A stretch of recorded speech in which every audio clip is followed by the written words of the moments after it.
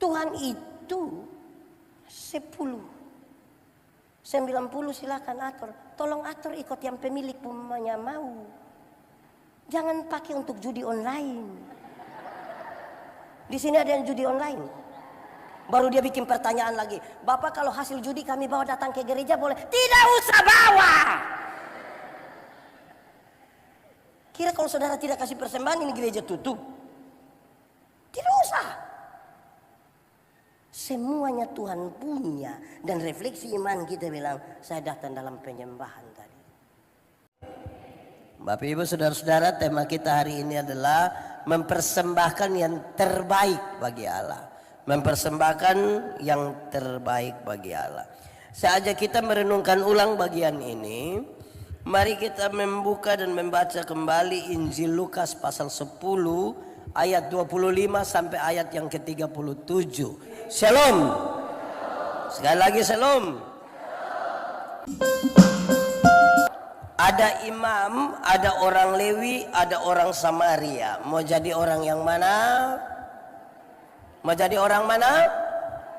Yakin bisa jadi orang Samaria? Yakin sekali atau yakin saja? Yakin sekali bisa jadi orang Samaria, amin. Tepuk tangan dulu bagi yang mau jadi Samaria. Mantap sekali. Di awal saya mau kasih tahu saudara, kalau saudara rindu jadi orang Samaria, maka tiap hari harus duduk di antara jalan Yerusalem, Yeriko, tunggu orang kena rampok, saudara tolong, tunggu orang kena rampok, saudara tolong, tunggu orang kena rampok, saudara tolong. Bisa? Yang Samaria tadi masih konsisten. Lama-lama tidak ada lagi yang kena rampok, saudara yang kena rampok nanti. Tapi sudahlah, saudara mau jadi orang Samaria, mantaplah. Saudara-saudara, perumpamaan tentang orang Samaria itu dimulai dari sebuah pertanyaan. Ini akan jadi latar belakang untuk kita menjawab itu tema. Pertanyaannya dari seorang ahli Taurat. Guru, apa yang harus saya perbuat untuk memperoleh hidup yang kekal? Supaya kemudian kita melihat bahwa perumpamaan tentang orang Samaria itu sekaligus menjadi jawaban atas pertanyaan apa yang harus saya perbuat untuk beroleh hidup yang kekal. Orang Samaria itu tanya, apa yang harus saya perbuat untuk beroleh hidup yang kekal? Tuhan Yesus bilang, engkau kan engkau kan ahli Taurat toh? Apa yang kau baca di sana, apa yang tertulis di sana? Dia jawab dengan sangat baik. Kasihilah Tuhan Allah dan kasihilah sesama. Tuhan Yesus bilang itu jawab benar, mantap. Pergilah dan perbuatlah demikian, maka engkau akan hidup. Jawaban itu bikin pusing dia. Kenapa? Dia akan melakukan 10 hukum Taurat. Gampang atau susah? Karena dia tahu bahwa ini sesuatu yang susah baginya, maka untuk membenarkan dirinya dia bertanya, dan siapakah sesamaku manusia? Tuhan Yesus bilang, adalah seorang yang turun dari Yerusalem, Yeriko. Perjalanan Yerusalem, Yeriko itu tidak terlalu jauh, kira-kira 30 km. Jalan menurun yang berliku-liku, berbatu-batu licin, berbatu-batu lepas. Tidak ada orang tinggal di situ dan sepi sekali. Kalau ada orang dirampok pasti tidak ada orang menolong dia. Tapi Tuhan Yesus kasih tahu, tiba-tiba ada orang yang muncul di jalan itu, dirampok, dipukul hampir mati. Dalam keadaan berdarah-darah hampir mati, dia tidur di situ misalnya. Datanglah seorang imam. Itu imam tolong atau tidak? Itu imam tolong atau tidak? Ini imam baik atau tidak ini? Ini imam tidak baik Masa ada orang susah dia tidak tolong tapi mau jadi imam. Makanya tadi orang-orang baik ini tidak ada yang mau jadi seperti imam itu. Tapi jangan cepat-cepat. Imam di bait Allah itu banyak sekali. Ada orang yang ditabiskan jadi imam bahkan sampai mati tidak pernah melayani. Karena antriannya sangat panjang. Katakanlah imam ini dapat jatah pelayanan. Dia mau pergi ke pelayanan tapi tiba-tiba ada orang susah. Kalau darah orang itu kena dia akan disebut cemar. Dia tidak boleh melaksanakan pelayanan. Jemaat. Di sini tidak ada jemaat. Jemaat. Kalau saudara imam itu ada orang susah, ada pelayanan, lebih memilih mana? Pelayanan atau tolong orang? Pelayanan atau tolong orang? Pelayanan atau tolong orang? Mantap. Tolong. Tepuk tangan dulu, ini orang mantap. Ya, ini GPIB Bukit Satun punya jemaat. Ini orang suka tolong-tolong semua begini. Mantap lah. Tapi kalau pendeta Yandi ya tergantung siapa yang kena rampok. Saya juga tidak mau cepat-cepat tolong-tolong lah. Tergantung siapa yang kena rampok. Kalau dia seorang janda muda, saya sangat yakin pasti saya tolong. Pasti, saya yakin itu.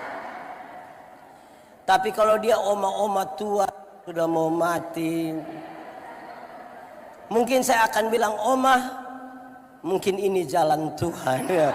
Tapi baguslah, saudara mau tolonglah. Saya rasa saudara orang baik-baik semua. Bagus lah, bagus. Setelah imam itu datanglah orang Lewi. Siapa ke orang Lewi? Orang Lewi adalah saudara dari para imam. Kita semua tahu bahwa suku-suku Israel ada berapa? Dari 12 itu ada satu suku yang sengaja dipisahkan oleh Tuhan. Yang ini tidak usah urus apa-apa. Dia hanya boleh urus bait Allah. Kenapa? Ritual orang Israel di bait Allah itu sangat banyak. Dari pagi sampai sore. Orang pergikan bait Allah harus rapi tuh, harus bersihkan. Dan kamu tidak usah kerja, kamu urus saja bait Allah. Jemaat. Katakanlah saudara orang Lewi itu pengurus bait Allah. Mau pergi untuk urusan bait Allah, tiba-tiba ada orang susah harus ditolong. Saudara pilih mana? Urus bait Allah atau tolong orang susah? Urus bait Allah atau tolong orang susah? Yakin tolong orang susah? Aman? Sekali lagi tepuk tangan dulu. Orang di GPIB ini terlalu baik ini orang semua ini. Saya akan sampaikan di mana-mana. Kamu kalau mau belajar tentang menolong, belajarlah di Bukit Zaitun. Luar biasa. Apalagi mantap. Ya itu saudara-saudara. Tapi kalau pendeta Yandi ya tergantung siapa yang kena rampok lah. Saya juga tidak berani buru-buru bilang begitu. Mantap. Ketiga. Setelah imam dan orang Lewi itu datanglah seorang Samaria. Ini orang Samaria tolong atau tidak? Ini orang Samaria tolong itu orang atau tidak? Tolong. Orang Samaria ini baik atau tidak? Baik. Karena dia baik itulah saudara rindu jadi orang baik itu kan. Mantap sekali. Makanya saudara bagus sekali. Siapakah orang Samaria? Orang Samaria itu sebenarnya adalah saudara dari orang-orang Yahudi, termasuk ahli Taurat yang bertanya. Mereka itu bersaudara karena anak-anak Yakub yang kemudian ada dalam suku-suku itu. Tetapi mereka bertengkar, berkelahi. Mereka bertengkar, berkelahi soal apa? Politik. Soal apa? Di sini ada yang bertengkar berkelahi soal politik. Yang bukan dia yang akan jadi gubernur Jawa Timur, tapi dia omong lebih dari dia yang gubernur itu. Setelah Salomo mati, mereka beda pendapat. Siapa yang akan melanjutkan kepemimpinan Salomo? Anak kandung saja atau anak tiri juga boleh. Ini yang membuat mereka bertengkar. Ini yang membuat mereka berkelahi. Dan saudara tahu sampai Tuhan Yesus mengatakan kisah ini, dorang baru bertengkar kira-kira 700 tahun. 700 tahun, ini lumayan toh? Lumayan singkat. Ya. Saudara-saudara, apa yang disentuh oleh orang-orang Yahudi, oleh orang Samaria dianggap najis oleh orang-orang Yahudi. Sebegitu parah. Ini kursi disentuh oleh orang Samaria, najis, tidak boleh dipegang. Apapun. Tapi sekarang Tuhan Yesus kasih tahu, dia yang kamu anggap najis itu yang sekarang akan melakukan sejumlah pertolongan itu. Jemaat, ada 7 hal yang dilakukan oleh orang Samaria itu. Ada berapa hal? 7. Pertama, orang Samaria itu ambil anggur. Ambil apa? Dia siram di luka-luka orang itu. Alkohol yang ada pada anggur itu diharapkan dapat membersihkan itu kuman-kuman, virus-virus supaya jangan sampai infeksi dan lain-lain. Rupa-rupanya ini orang Samaria ini dia jalan kemana-mana dia ada bawa anggur itu. Jemaat, di GPIB ini ada yang jalan kemana-mana ada bawa anggur. Ada? Ada kok tidak? Oh nanti baru beli. Kemungkinan besar dia turunan Samaria itu. Dia siram luka-luka itu dengan anggur. Kedua, dia oles luka-luka itu setelah dia siram dengan anggur kasih bersih. Dia oles luka-luka itu dengan minyak. Kemungkinan besar itu minyak zaitun. Salah satu fungsi terbaik dari minyak zaitun adalah menyembuhkan luka. Apa? Menyembuhkan. Untuk 2 pekerjaan ini dibutuhkan sedikit hati-hati. Pasti dia bilang begini, tahan sedikit ya, tahan sedikit. Tidak mungkin dia bilang, makanya jangan jalan-jalan. Tidak mungkin dia bilang begitu. Tahan sedikit. Jemaat, untuk 2 pekerjaan ini bisa dilakukan. Yang tadi mau jadi Samaria bisa? Bisa. Mantap. Ketiga. Pertama tadi apa? Pertama apa? Anggur. Kedua apa? Ketiga, dia ambil kain, dia balut pada luka yang telah dioles dengan minyak itu. Bisa? Saya lihat saudara mulai lemah. Ini yang mau berikan yang terbaik ini. Ikat luka saya tidak bisa. Bisa? Mantap. Keempat. Keberapa? Kita ulang-ulang dulu. Pertama apa? 2, 3, 4. Dia angkat orang itu. Dia muat di atas keledai tunggangannya. Dia muat di apa? Jemaat. Dulu sudah ada mobil. Innova ada. Fortuner ada. Pick up. Jadi itu manusia orang kemana-mana naik apa itu dulu? Naik apa? Keledai. Berarti keledai adalah salah satu kendaraan terbaik waktu itu. Amin. Oke. Saya mau tanya saudara.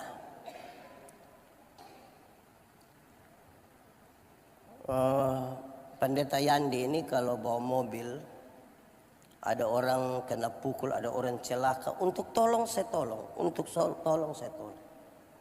Tapi biasanya itu pertolongan itu jadi masalah kalau masyarakat yang ikut tolong itu lihat saya mulai agak lama begini, saya mulai pikiran. Karena sebentar lagi orang akan bilang begini, Bapak boleh bawa ke rumah sakit pakai Bapak punya mobil. Itu saya, saya rayu. Jemaat, kalau saudara punya mobil, lantas ada orang susah berdarah-darah, terus dia ditolong dan mau muat di atas saudara punya mobil. Mau? Mau? Mantap. Jemaat, saya tanya banyak orang ini pertanyaan. Mau muat? Orang bilang mau. Saya kasih tahu, yang paling banyak jawab bilang mau itu karena dia belum ada mobil.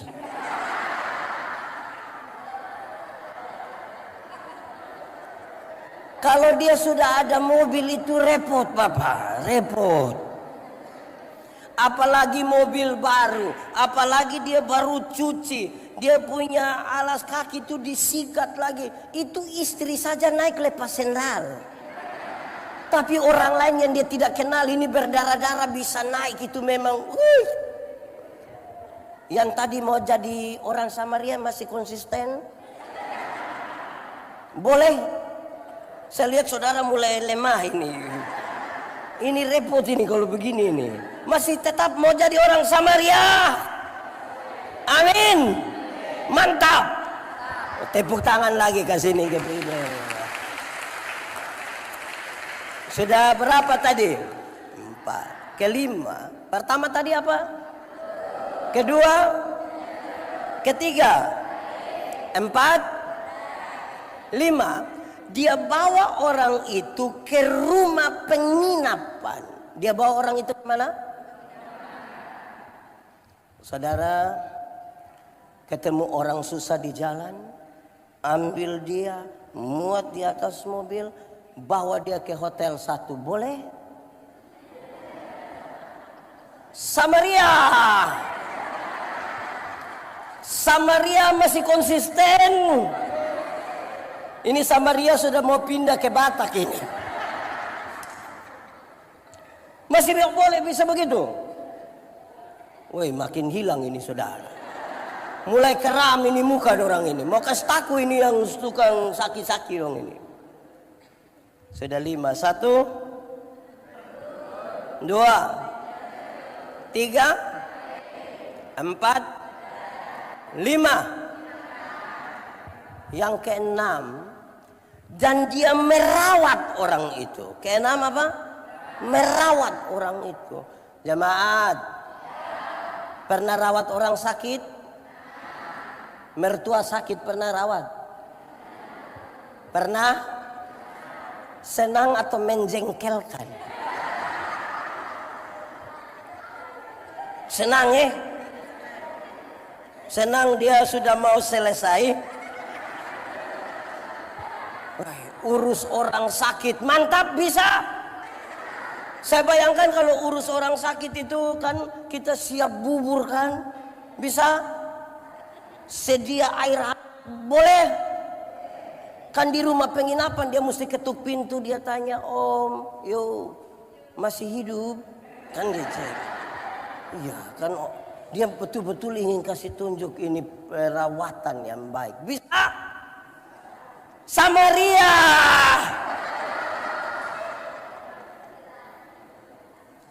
Sudah 6 toh? 1, 2, 3, 4, 5, 6, ke-7. Dia memberi uang 2 dinar. Dia memberi uang berapa? Dia bilang kepada pemilik penginapan, rawatlah orang ini sehabis-habisnya. Dan jika kau belanjakan lebih dari ini uang, aku akan menggantinya waktu aku kembali. Jemaat, dulu orang kerja 1 hari dibayar 1 dinar. Berarti kalau 2 dinar upah kerja selama, jemaat, upah kerja 2 hari bisa kasih orang susah? Konsisten sedikit. Upah kerja yang 2 hari, keuntungan dagang 2 hari, kita punya biaya perjalanan 2 hari, sisihkanlah bagi orang miskin, bisa? Saya lihat saudara mulai terpaksa. Oke, sudah 7. Berapa? 1, 2, 3, 4, 5, 6, 7. Sekarang apa arti semua itu? Menuju pada tema ini. 1. Siapakah orang Samaria itu? Orang Samaria itu bukan pendeta Yandi. Orang Samaria itu bukan saudara yang tadi bilang Samaria tidak akan pernah jadi. Kita tolong satu saja sudah stres, apalagi mau tolong orang dia. Jangankan tolong orang yang banyak-banyak. Ada yang sudah menikah mau kasih mama uang saja pakai sembunyi. Ambil cepat. Ada setan. Itu kasih orang tua saja sembunyi. Di Surabaya ada begitu juga. Ada kok tidak? Itu anak dong ada di sini juga. Oh tidak ada dong, tidak. Dong pemalas gereja pasti. Saudara, orang Samaria itu biar saudara mau rindu bagaimanapun saudara tidak akan jadi orang Samaria. Kenapa? Orang Samaria itu ialah Tuhan Yesus Kristus. Orang Samaria itu siapa? Tuhan Yesus itu turun dari Yerusalem ke Yeriko. Kalau dua kota ini kita sebutkan dalam konteks Palestina, mereka tahu Yerusalem itu kota kudus. Makanya kita menyanyi, oh Yerusalem, kota mulia, hati gurih. Yang lain tidak tahu menyanyi ini lagu. Oh Yerusalem, kota mulia, hati rindu kemana? Sama-sama semuanya.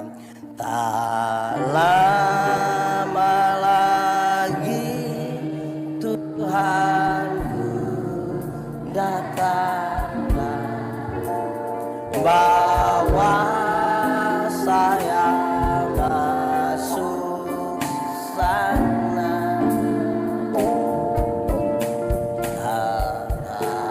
Lama lagi Tuhanku datang, bawa siapa? Saya masuk. Dia dari Yerusalem kota kudus ke Yeriko kota terkutuk. Ini sebuah metafora untuk menggambarkan Yesus datang dari surga yang kekal ke dalam dunia yang penuh rawa payah. Perjalanannya perjalanan Via Doloro. Dalam perjalanan susah sengsara itu, Tuhan berjumpa dengan orang-orang yang dirampok hampir mati, berdarah-darah, hampir mati di situ. Siapa orang-orang itu? Orang yang dirampok itu adalah saya. Saya ini pendeta Yandi ini yang dirampok. Saudara-saudara, inilah orang-orang yang dirampok. Dalam perjalanan itu Tuhan ketemu dengan kita. Hampir mati. Apa yang merampok kita? Siapa yang merampok kita? Saya tanya pada banyak orang, apa merampok kita? Ada orang bilang iblis. Saya bilang, jangan cepat-cepat bilang iblis. Karena mungkin iblis juga tidak tahu. Ada cerita lama, saudara tahu, saya cerita ulang. Ada kisah lama bilang begini. Satu saat iblis minta ketemu dengan Tuhan. Tuhan, yuk ketemu dulu. Kenapa? Saya mau berhenti dari iblis ini. Kenapa? Saya punya pekerjaan ini, manusia su ambil semua. Kau bilang bagaimana? Yang korupsi itu manusia. Itu uang korupsi juga don tidak bagi di saya. Tapi orang bilang itu saya punya pekerjaan. Yang selingkuh itu juga manusia. Waktu orang dua baku ajak ke sana tidak ajak saya. Tapi orang bilang ini saya punya pekerjaan. Kalau begini-begini terus biar saya berhenti saja. Biar manusia ambil saja. Kita dirampok oleh kerakusan kita, kesombongan kita, tinggi hati kita, iri hati kita, nafsu kita merampok kita habis-habis. Sekarat. Dalam kondisi sukar sengsara di situ itu imam tidak bisa tolong. Orang lain tidak bisa tolong. Saya biasa bilang begini, saudara, masuk surga itu seperti ke WC. Tahu WC? Tidak bisa diwakilkan.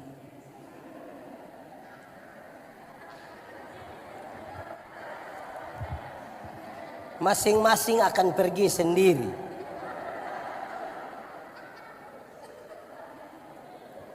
Tidak mungkin ada yang saya tanya bilang, pendeta, yo kemana WC?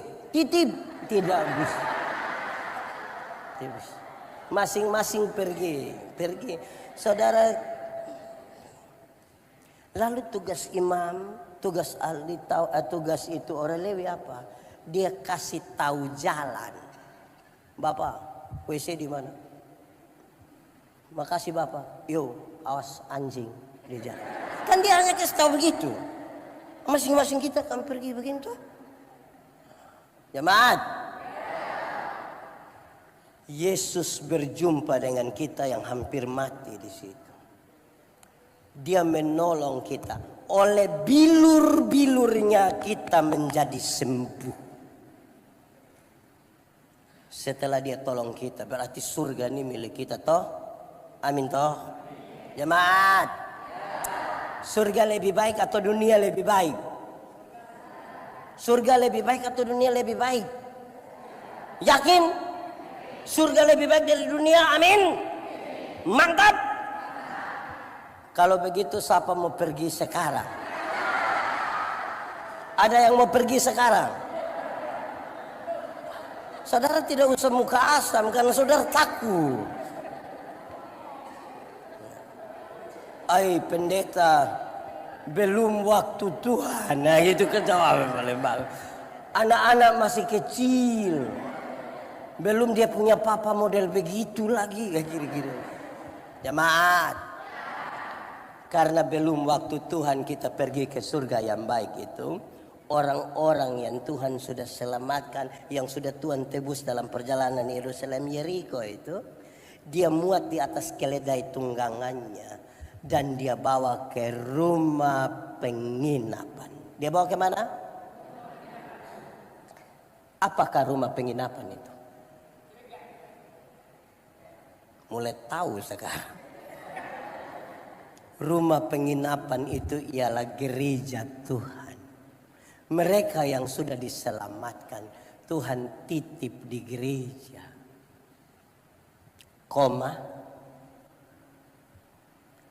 Ada banyak orang yang Tuhan titip di rumah penginapan. Orang suka lari dari rumah penginapan. Ada yang 1 tahun gereja 2 kali. Ada di Surabaya. Laki-laki atau perempuan? Saya mau tanya dulu. Kenapa ibadah malam hari ini lebih banyak mama-mama dari bapak-bapak? Ini mama janda semua. Ya itu kan pertanyaan. Toh saudara pun tugas jawab. Jemaat. Kedua, ada banyak orang yang suka pindah-pindah rumah penginapan. Di Surabaya ada. Ada ikut ibadah sekarang. Betul. Dia pakai baju warna.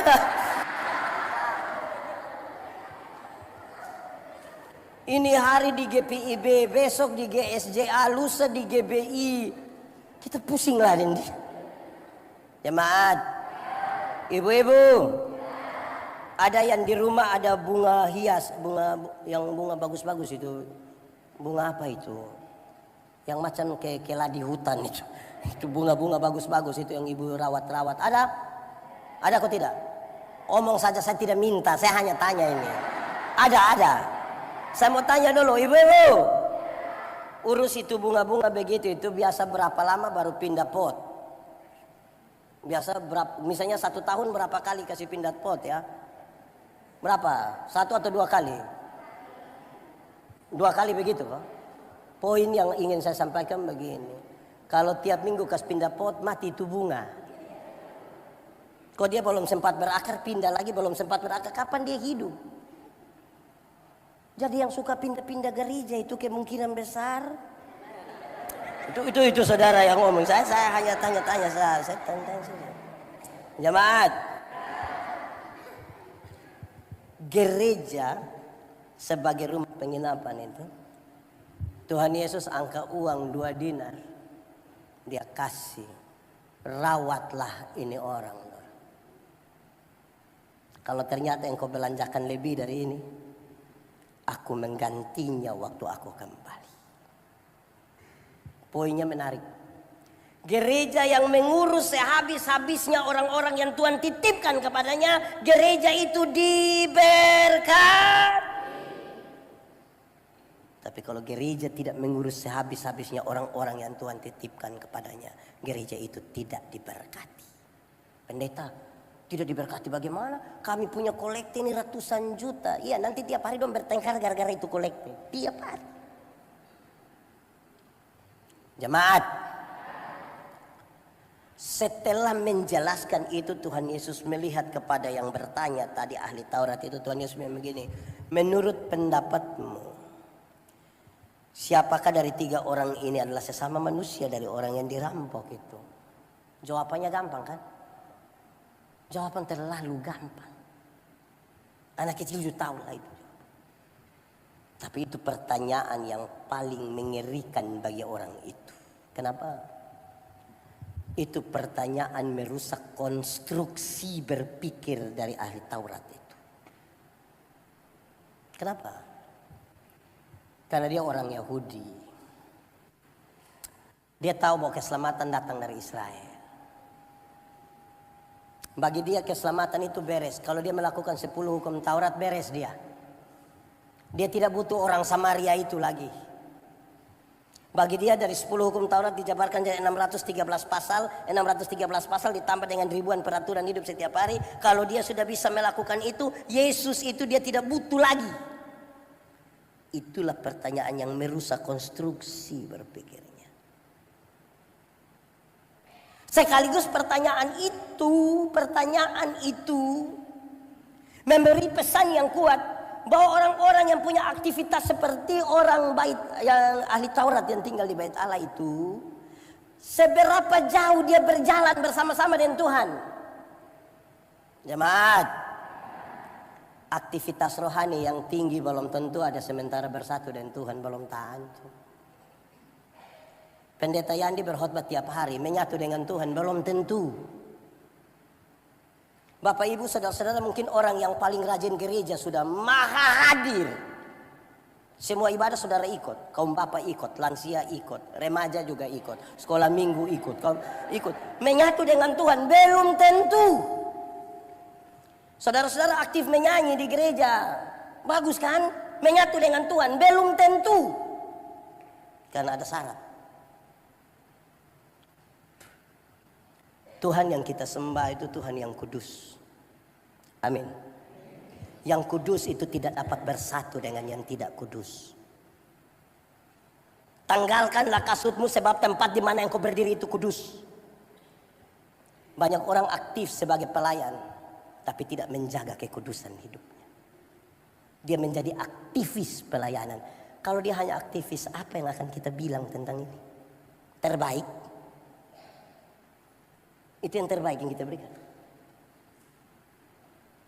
Kalau kudus itu kita sebut sebagai terang dan tidak kudus itu gelap. Yang terang tidak dapat bersatu dengan yang jemaat.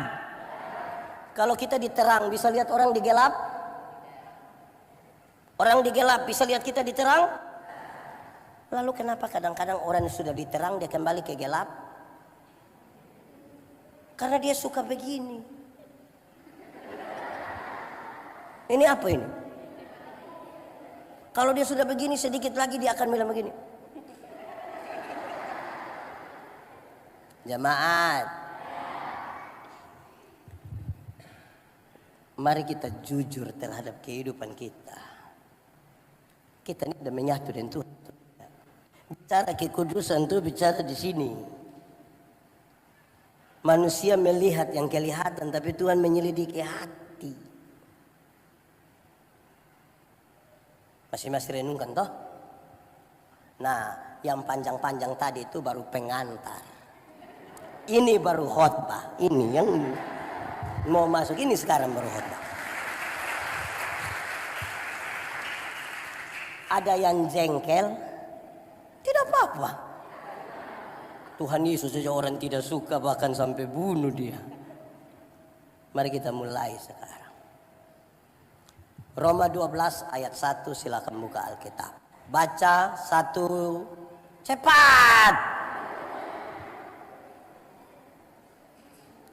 Roma 12 ayat 1. Sudah? Amin. Baca sama-sama 1, 2, 3.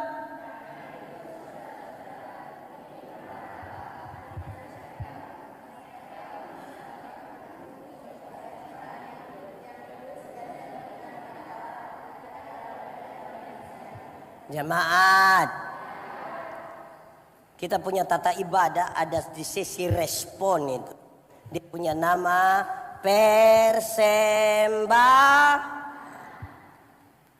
persembahan itu kata dasarnya sembah.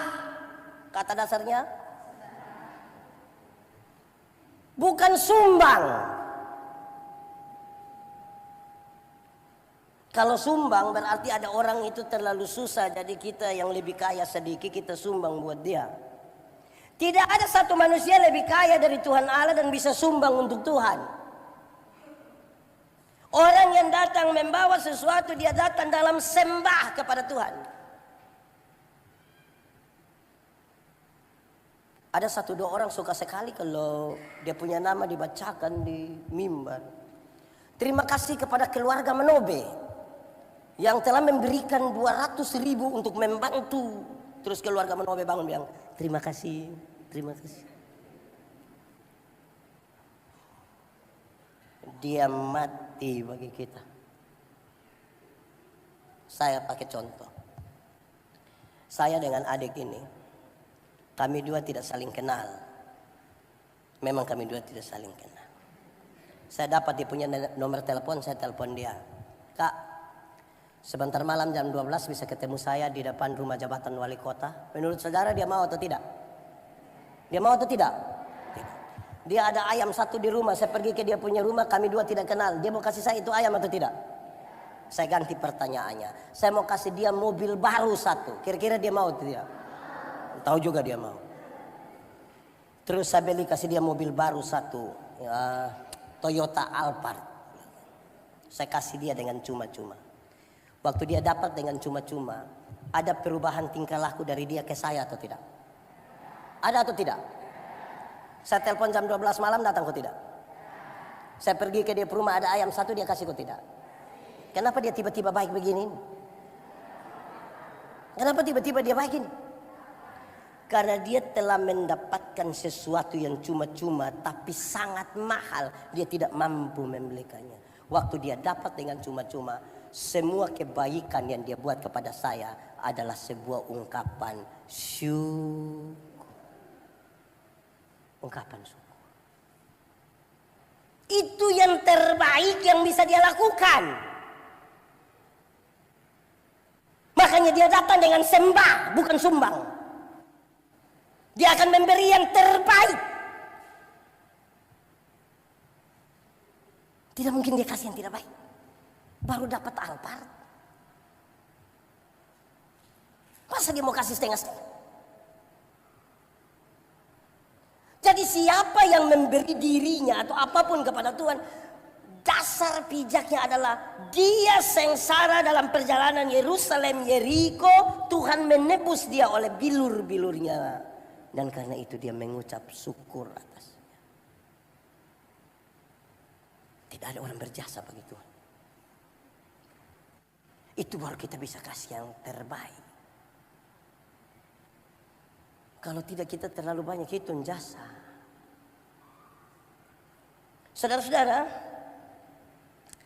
makin jauh berjalan dengan Tuhan, baru kita tahu bahwa kita bukan siapa-siapa. Makin jauh berjalan dengan Tuhan, baru kita tahu kita bukan siapa-siapa. Makanya Tuhan Yesus tanya, Siapakah sesama manusia dari tiga? Dia mau cek seberapa jauh ini yang ahli agama ini jalan bersama dengan Tuhan. Jemaat, pernah ke pantai? Pergi dengan teman pernah? Dengan yang reuni-reuni dulu pernah? Ya ada cinta lama juga di situ pernah? Saudara kalau pergi ke pantai, apalagi itu rekreasi, air di pantai itu kan hanya sampai betis. Saudara bisa dengan gaya sekali siram-siram. Pinggir pantai. Saudara bisa foto-foto di pinggir pantai toh?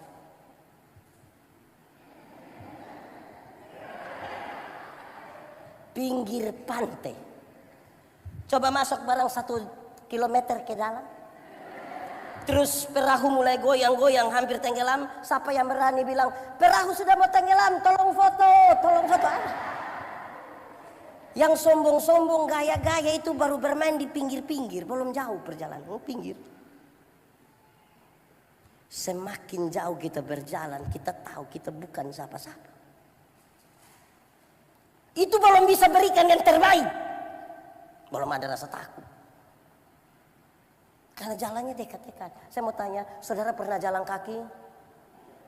Bisa kan? Ini semua tidak bisa jalan kaki. Pernah jalan kaki? Jaraknya dekat.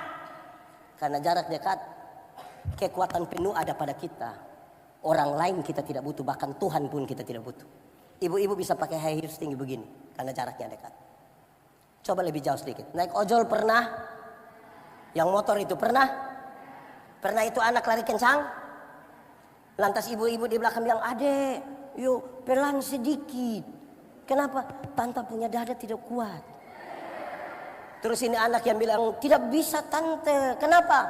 Tante hanya bayar 5.000. Memangnya kalau 5.000 kenapa? Tante kalau 5.000 ndak bisa pakai rem tante. 10.000 baru boleh. Poinnya dapat, semakin jauh berjalan dengan Tuhan kita bukan siapa-siapa. Mulai ada rasa takut toh. Yang gaya-gaya itu baru jalan di mana? Pinggir-pinggir, belum jauh tuh. Dekat-dekat. Lebih jauh lagi naik mobil pernah? Bis umum begitu pernah? Pernah duduk di samping sopir? Pernah kok tidak dia lari terlalu kencang itu yang sopir belum rem kita yang mengangkat kaki injak begini pernah?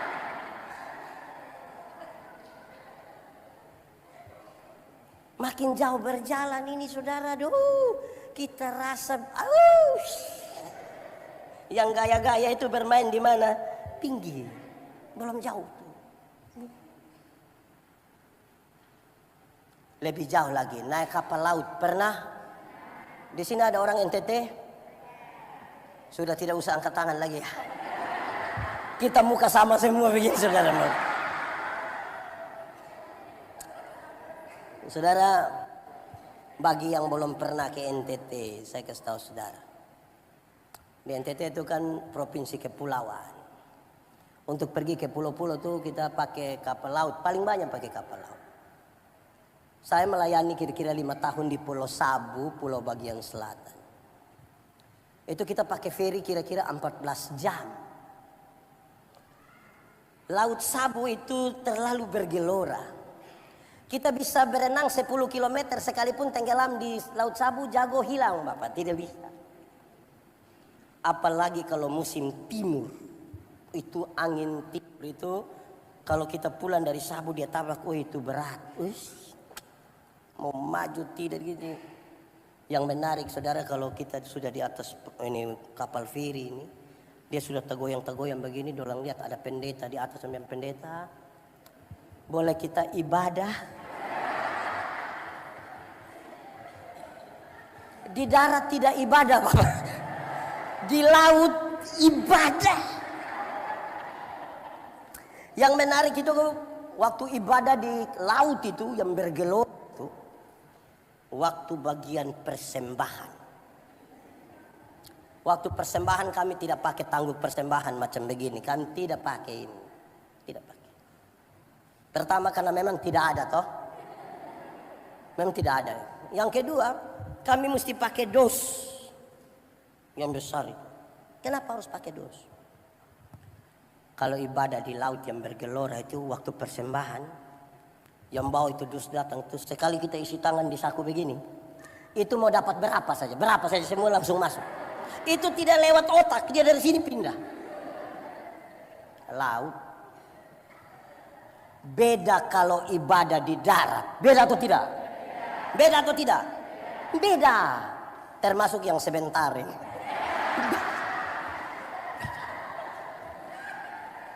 Ibadah di darat itu yang bawa persembahan datang tuh kita isi tangan di dalam saku begini macam agak lama.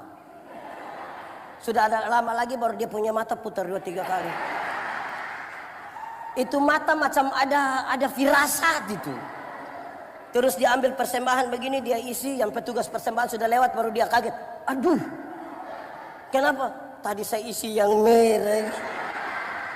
Menyesal itu. Jemaat. Pernah salah isi? Pernah aku tidak? Tidak pernah Memang persembahan terbaik tuh dia punya kemasan juga mesti atur baik-baik toh. Hei kita ini, saya pernah 2 kali isi begini rencana 10.000, ternyata yang turun itu 100. Wih pikiran saya pikir. Baik saudara tidak pernah jadi. Yang kedua saudara saya punya pengalaman. Kenapa harus dipersiapkan dengan baik gitu. Jemaat. Satu saat saya melayani di satu tempat. Mungkin di Ende. Saya turun pesawat. Sudah biasa. Terima kasih Samaria.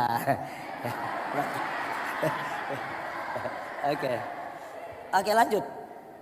Saya turun pesawat. Dorong pendeta. Waktunya sudah sangat mepet. Mesti langsung pimpin ibadah. Oke boleh. Mereka siap toga, saya pakai memang. Saya taruh persembahan, saya tahu di sini. Di bagian persembahan saya isi habis, ibadah selesai, saya duduk kembali bercerita sambil minum kopi. Saya coba kasih masuk tangan begini. Macam ada kertas di dalam. Saya coba lihat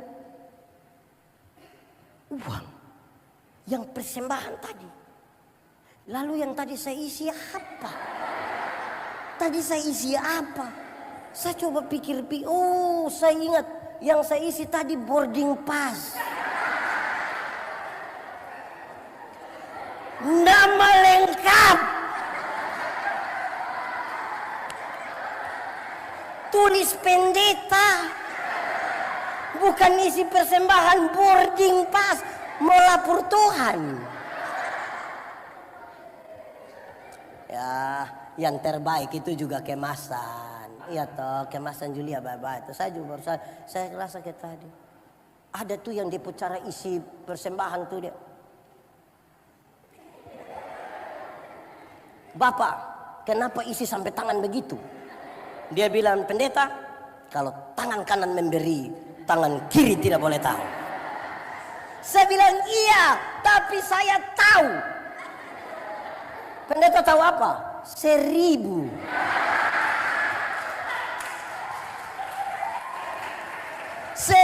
Makanya kalau 100 jarang begini.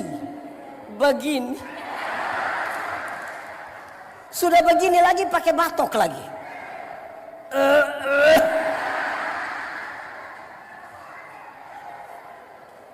Untung baik di GPIB Bukit Zaitun ini ada.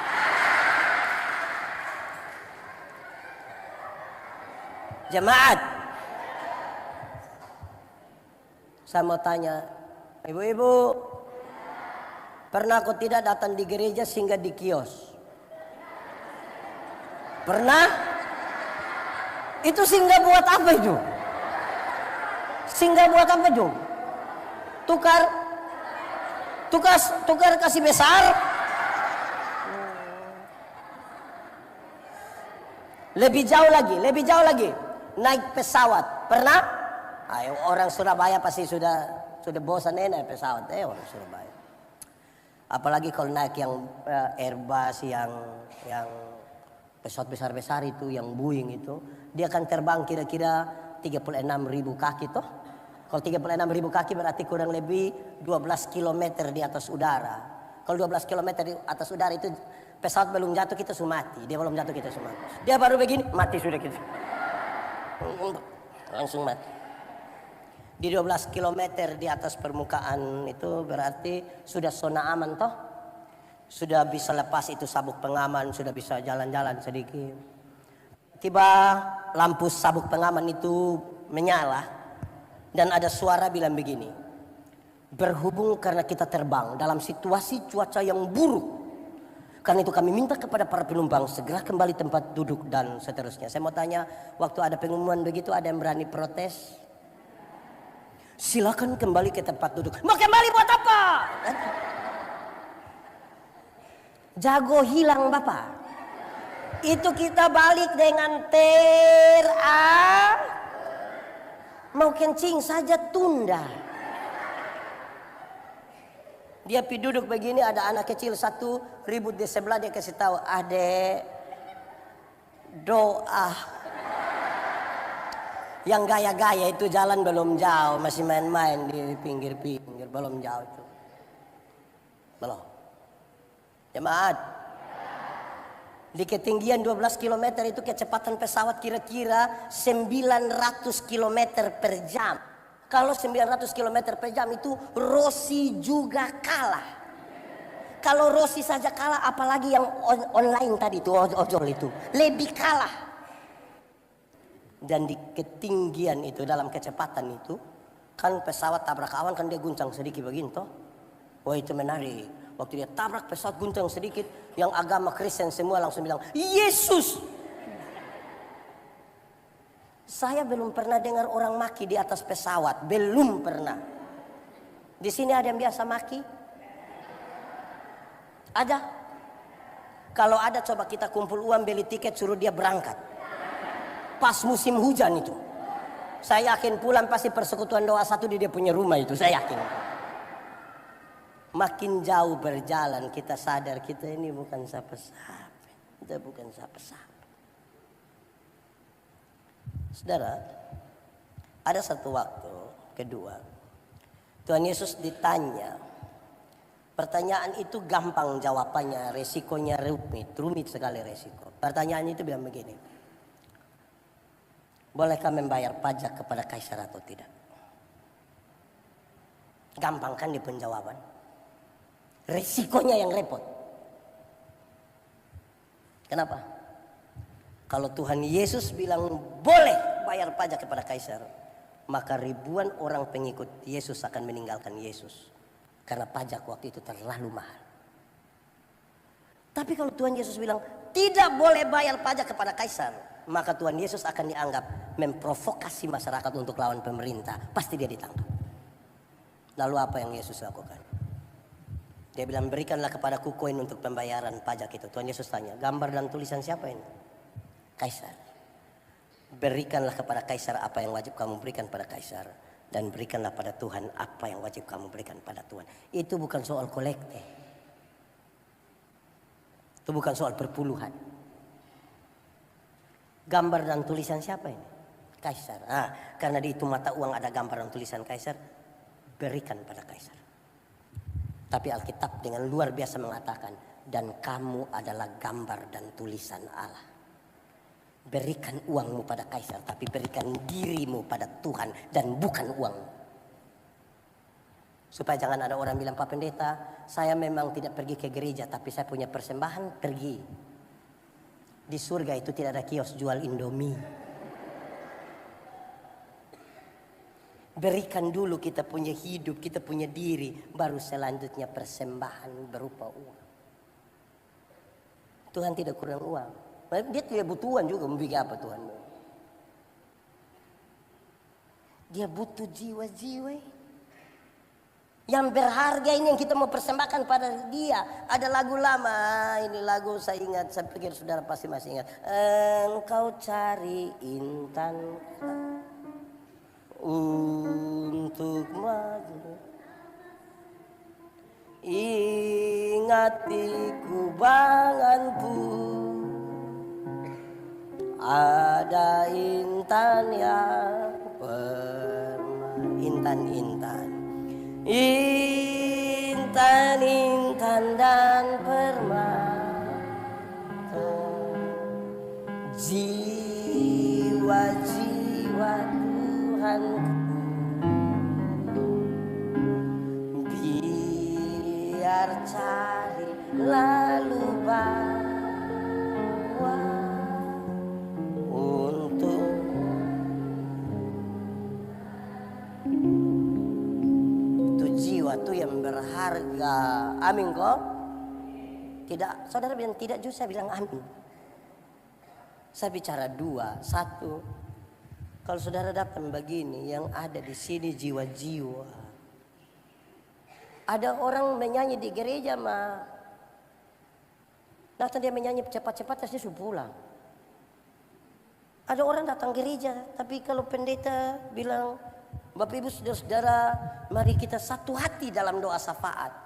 Pas separuh tutup mata, separuh langsung bilang, di GPIB sini ada. Dia majelis atau jemaat. Kita pun jiwa ini. Kedua, jemaat. Ada satu waktu Tuhan Yesus kasih tinggal ribuan orang yang baru dapat sebuah mujizat. 5 roti, 2 ikan. Dorang ada kumpul-kumpul ini makanan semua ini. Pasti separuh ada bungkus itu. Lebih berapa bakul? Tuhan Yesus kasih tengah dorang. Tuhan Yesus pergi ke Gerasa. Di Gerasa Tuhan Yesus hanya berjumpa dengan satu orang yang kerasukan legion. Kerasukan legion berarti itu orang itu ada roh jahat masuk di dia, kira-kira 6.000 roh jahat. Berapa ribu? 6.000. Kita pun teman majelis, satu roh jahat dia punya otak saja kita sudah pusing. Ini 6.000. Oh, ini orang terlalu jahat ini. Dia jahat bagi orang lain, bahkan dirinya sendiri pun dia jahat. Dia pukul-pukul dia punya diri pakai batu. Jahat kan? Bagi beberapa orang manusia macam begitu lebih baik mati. Tapi Tuhan, pas dia mau turun dari perahu, roh jahat itu bilang begini, Yesus anak Allah yang hidup, apa urusanmu dengan kami? Rupa-rupanya roh jahat juga mengenal nama Yesus. Jadi kalau orang Kristen baru sampai batas mengenal nama Yesus, kita belum lebih hebat dari roh jahat. Karena roh jahat juga kenal itu nama dan ketakutan. Injil Markus mencatat, di daerah itu ada penjaga-penjaga babi, jaga babi sebanyak kira-kira 2.000 ekor. Roh jahat itu meminta supaya mereka masuk ke dalam babi-babi itu, dan Yesus biarkan. Roh jahat itu masuk, terjunlah itu babi-babi, mati 2.000 ekor. Penjaga babi itu kehilangan pekerjaan. Mereka kasih tahu orang di kampung datang usir Tuhan Yesus. Apakah Tuhan Yesus tega membuat orang kehilangan pekerjaan? Jawabannya tidak, bahkan tidak sama sekali. Lalu kenapa Yesus tega biarkan itu 2.000 ekor babi mati? Jawabannya, dalam struktur budaya Yahudi babi itu haram. Orang Yahudi tidak makan daging babi. Tidak ada sei babi di Yahudi. Tapi yang haram itu mereka pelihara 2.000 ekor. Sementara ada satu jiwa hampir binasa, dorang biarkan. Itu yang Tuhan Yesus marah. Alangkah lebih baik ada 2.000 ekor babi mati daripada ada satu jiwa binasa. Sekarang coba kali hitung, kalau babi 1 ekor harga 4 juta kali 2.000, 4 juta kali 2.000, kenapa diam? 4 juta kali 2.000, 8 miliar harga satu orang yang gila itu. Dalam konteks itu pembaca. GPIB Bukit Catun pernah alokasi 8M kok untuk jiwa-jiwa.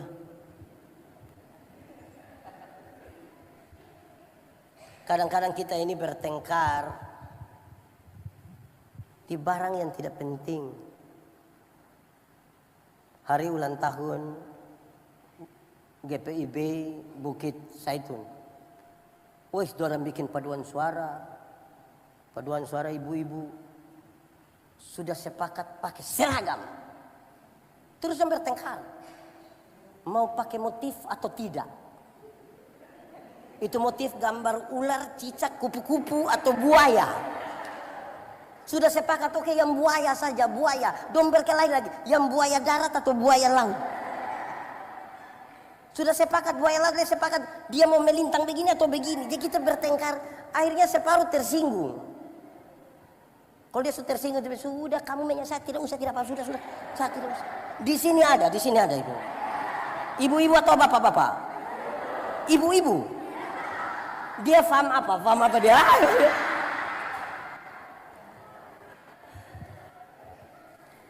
Saudara, kan kita mau kasih yang terbaik toh. Ada orang tuh bisa menyanyi, tapi dia tidak menyanyi di gereja. Dia menyanyi. Pendeta dipimpin di sini, pendeta bilang, oke baik, ada paduan suara, vokal grup. No. Tapi tiba-tiba ada pengumuman, Gubernur Jawa Timur dan Ketua Majelis Sinode GPIB akan beribadah bersama-sama di GPIB Bukit Zaitun, Surabaya. Itu solo dia, duet dia, vokal grup dia, paduan suara dia, menari juga dia. Itu dia punya nama Karunia Makam Puji. Di sini orang tanya aku,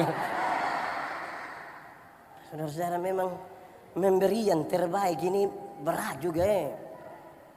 Kadang-kadang bukan supaya Tuhan dimuliakan, tapi kita pun diri yang kita taruh. Saudara-saudara, persembahan. Jemaat. Satu waktu saya ditanya tentang 1/10 perpuluhan toh. Saya kasih tahu begini.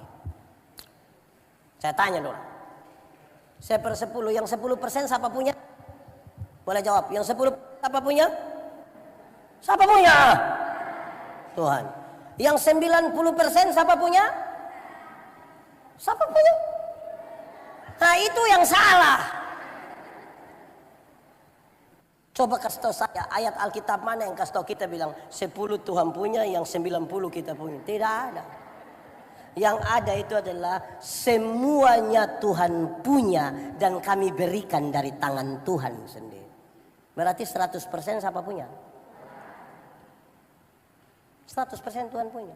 Kalau 100% Tuhan punya, saya ambil 10% berikan pada Tuhan. Boleh atau tidak? Kasih naik 20% boleh atau tidak? Saya kasih naik 50% boleh atau tidak? 100% saya kasih Tuhan boleh atau tidak? Kok memang dia punya? Tuhan itu 10, 90 silakan atur. Tolong atur ikut yang pemilik punya mau. Jangan pakai untuk judi online. Di sini ada yang judi online. Baru dia bikin pertanyaan lagi. Bapak kalau hasil judi kami bawa datang ke gereja boleh? Tidak usah bawa. Kira kalau saudara tidak kasih persembahan ini gereja tutup? Tidak usah. Semuanya Tuhan punya. Dan refleksi iman kita bilang, saya datang dalam penyembahan tadi. Kasih Tuhan. Begitu. Ada satu orang dia punya toko tas kecil. Untuk beberapa waktu lamanya dia kasih setiap bulan tuh 20 juta untuk membantu pekabaran Injil. Saya tanya dia, Pak, kenapa ya 20 juta per bulan? Bukankah terlalu banyak gitu? Dia lihat saya, dia bilang begini, pendeta, 20 juta banyak, dia bilang saya. Iya banyak. Terus dia bilang begini, Tuhan Yesus mati bagi kita, ini berapa harga ya? Saya sudah tidak berani omong leh. Saya kayak malu bagaimana. Terus dia bilang begini, Pak Pendeta, saya tahu saya punya usahanya ini. Kalau saya kasih begitu, Tuhan yang paling tahu bagaimana cara dia memberkati. Memang memberi yang terbaik itu butuh keberanian iman, keputusan iman. Berarti kalau dia tidak bisa, berarti dan kita mau beri yang terbaik toh. Ada dua orang menghadap Tuhan minta karunia. Ternyata di Tuhan tinggal dua karunia. Yang satu karunia memberi, yang kedua karunia menerima. Orang pertama cepat-cepat ambil karunia menerima. Tinggal karunia. Orang kedua garuk-garuk kepala begini, dia ambil karunia memberi. Lewat 20 tahun kemudian, orang ketemu di satu perapatan jalan di lampu merah itu. Yang punya karunia memberi itu dia ada di atas mobil mewah, satu tanda sukses. Saya tidak khotbah teologi sukses, supaya sebentar saudara kasih banyak, saya tidak khotbah. Ada poin yang saya mau sampaikan. Yang punya karunia memberi itu dia di mobil mewah. Yang punya karunia menerima ini dia ada duduk minta-minta di pinggir jalan. Waktu orang dua baku lihat begini, dia bilang, kawan, perasaan itu hari kawan dapat karunia memberi, kenapa sekarang lebih mapan dari saya? Terus saya bilang begini, kawan, Tuhan Allah tahu saya selalu harus memberi, maka kepada saya itu Tuhan berikan lebih. Kan engkau mau bagi di orang lain. Tapi kawan ini kan karunia menerima, jadi di mana-mana hanya bilang.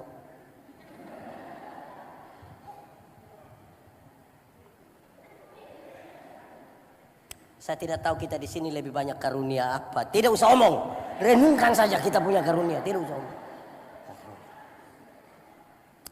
Ada satu waktu saya bawa materi di Parigi Motong dan di mana ya, di Kota Mumbagu. Saya bilang begini, jemaat, pendeta, jangan takut dengan pemeliharaan Tuhan. Jangan takut. Jangan takut. Kami pendeta-pendeta itu hidup oleh Tuhan dari persembahan jemaat. Tapi kami hidup hingga hari ini. Kalau persembahan jemaat itu dalam rupa uang, yang paling banyak masuk ke dalam gereja itu bukan yang proklamator. Bukan yang gambar proklamator yang warna merah itu. Paling banyak yang gambar Patimura. Pejuang. Karena itu kami akan terus berjuang. Kenapa Patimura pegang dia punya pedang begini? Karena ada yang sampai begini. Hampir-hampir Patimura punya pedang itu patah gara-gara dia pun begini. Tapi pemeliharaan Tuhan itu sempurna. Pendeta Yandi sengaja soal uang supaya sebentar kita kasih. Tidak usah. Pemeliharaan Tuhan itu sempurna bagi kita. Kan orang yang datang tadi dengan dia tahu syukur. Coba kita menyanyi.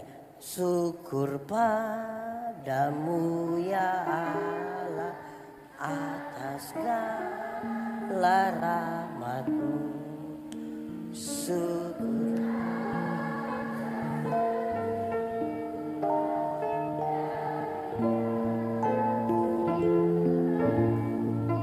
Syukur atas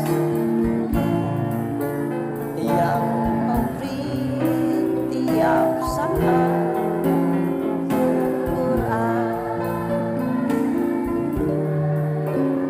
Dari sana. Jemaat, cara terbaik menikmati hidup itu adalah bersyukur. Orang kalau tidak tahu bersyukur itu hidup hanya mengeluh saja. Itu dia ketemu pendeta dia hanya patah leher begini, Bapak. Hidup ini terlalu susah, engkau mati sudah kalau memang sudah terlalu susah. Bersyukur itu adalah waktu di mana seluruh pikiran, perasaan dan hidup hanya tertuju pada Tuhan. Itu namanya syukur. Jadi kita bisa bersyukur waktu sukses, kita juga tetap bersyukur waktu gagal, waktu sehat, waktu sakit, waktu susah, waktu karena pikiran, perasaan dan hidup yang tertuju kepada Tuhan itu yang namanya syukur.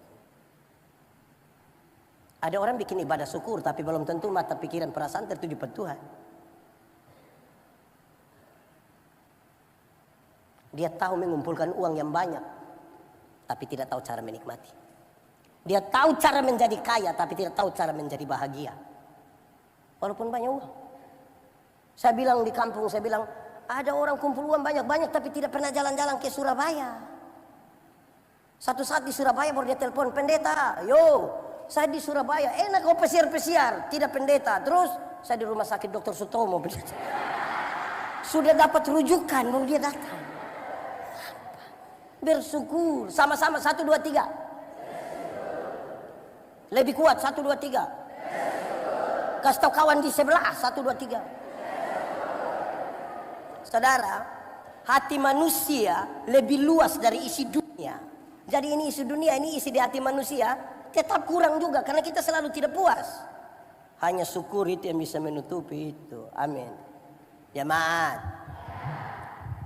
kita jalan kaki kita berdoa, Tuhan tolong kasih saya sepeda 1. Tuhan kasih sepeda 1. Dia naik 2-3 bulan dia berdoa, Tuhan naik sepeda memang enak tapi tanjakan yang di sana itu Tuhan.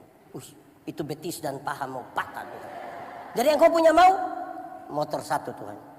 Tuhan kasih motor 1. Dia naik 2, 3, 5, 6 bulan dia berdoa lagi, Tuhan naik motor memang enak. Tapi saya punya istri berat 80. Anak 3 orang dan montok-montok semua. Setiap kali motor bunyi, dorang 4-4 mau naik. Motor bawa masalah baru dalam kami punya rumah tangga. Jadi yang kau punya mau mobil 1 Tuhan. Tuhan kasih mobil 1, dia naik 1 tahun dia berdoa ulang, Tuhan naik mobil memang enak. Ibu juga naik, dia duduk paling depan. Tapi anak kami yang pertama sudah kawin orang Bali. Masa mau pi Bali pakai mobil Tuhan? Yang kau punya mau kapal laut 1 boleh. Tuhan kasih kapal 1 dia pi Bali, lihat cucu, lihat anak mantu, lihat anak kandung, pulang dia berdoa, Tuhan naik kapal memang sampai Bali. Tapi selat Bali, guys. Yang kau punya mau helikopter. Kalau mata hanya tertuju kepada berkat, pasti lupa melihat sumber berkat. Ukuran-ukurannya itu hanya soal berkat. Aduh, syukur itu cara terbaik menikmati. Bersyukur sedikit. Coba kita menyanyi supaya jadi berkat. Oh Tuhan, pakailah hidupku selagi aku masih kuat. Bila saatnya nanti ku tak berdaya lagi, hidup ini sudah. Akan ada suatu waktu saudara tidak berdaya lagi. Mungkin karena sudah tua, mungkin karena sakit, mungkin karena kecelakaan. Tapi setiap kali membayangkan dan menceritakan tentang saudara, orang bilang itu orang itu sudah banyak jadi berkat. Jangan dari berdaya sampai tidak berdaya, tidak pernah jadi apa-apa. Hanya jadi beban saja. Lama-lama dia baru muncul di situ, orang-orang bilang beban datang. Hidup ini memang butuh jadi berkat. Saudara jemaat, ada orang yang rajin gereja, rajin ikut ibadah, tidak ada pertengkaran dengan siapapun. Tapi itu orang punya sekikir itu memang terlalu. Di sini ada sekikir yang memang sudah terlalu, seperti dia tidak pernah ada apa-apa dalam hidup. Orang tanya bilang, adakah sesuatu yang dapat kau? Tidak ada. Di saya tinggal harga diri saja. Tidak ada lagi. Wih, begini bisa mati. Hidup itu bersyukur, Amin kok. Itu beri yang terbaik. Dia mesti dari sini. Yang terbaik itu bukan di sini, dari sini. Dari sini baru keluar. Sebentar ada persembahan toh. Kalau tidak kita mengabdi pada, saya punya satu kisah. Beberapa orang tidak suka, tapi saya biasa-biasa saja. Saudara pernah dengar? Saya punya kisah ini orang tidak suka, tapi saya biasa-biasa. Kalau namanya saya punya toh. Kalau dia mau dia bikin cerita lain toh. Saya punya itu. Saya bilang begini. Kadang-kadang kita terlalu gampang dibeli dengan uang. Ada acara begitu. Ada oma-oma, nenek-nenek tua satu pergi. Datang pendeta duduk di dia punya samping. Ini nenek tua bilang, pendeta, tanggal 14 nanti bisa pimpin ibadah di rumah. Pendeta bilang, Itu saya sibuk. Sudah ada pelayanan. Nanti penatua saja yang pergi boleh? Oh boleh pendeta, tidak apa-apa. Tidak apa-apa nenek? Tidak apa-apa, tidak apa-apa. Mereka ambil makanan, duduk cerita-cerita, terus pendeta basa-basi tanya ini nenek. Nenek, ada mau acara apa bikin ibadah di rumah? Acara apa? Terus nenek bilang, oh begini pendeta. Saya punya anak yang pertama itu baru saja dilantik jadi komisaris bank. Dia ada mau titip berkat sedikit. Pendeta bilang, sabar dulu, tanggal berapa tadi? Tanggal berapa? Terus ini nenek bilang, tanggal 14. Oh, tadi saya kira bilang tanggal 4. Kalau 4 saya sibuk, tapi 14 boleh